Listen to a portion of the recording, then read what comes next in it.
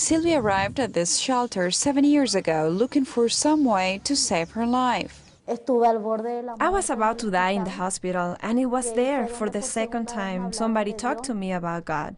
But I didn't want to listen because besides being involved in all kinds of drugs, I was also involved in Satanism, in occultism.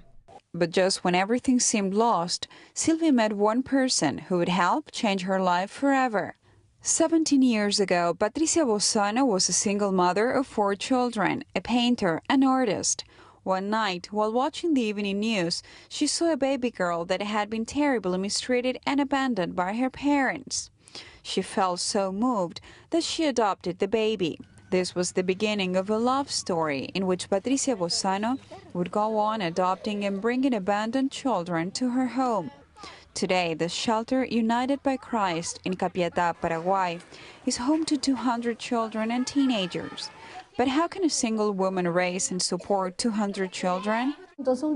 One day I told the Lord, let's do this. I'll take care of your children as their mom, and you take care of our provisions. And the supplies started to arrive without her looking for them.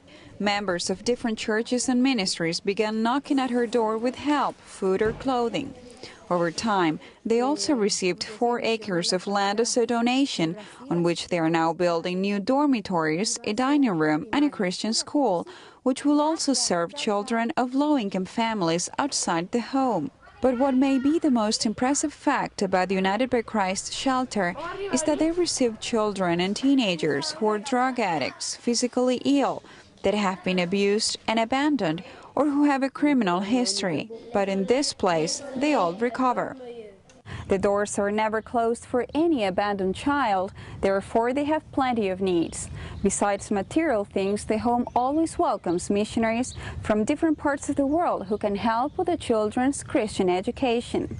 In Asunción, Paraguay, Carolina Martinez for CBN News.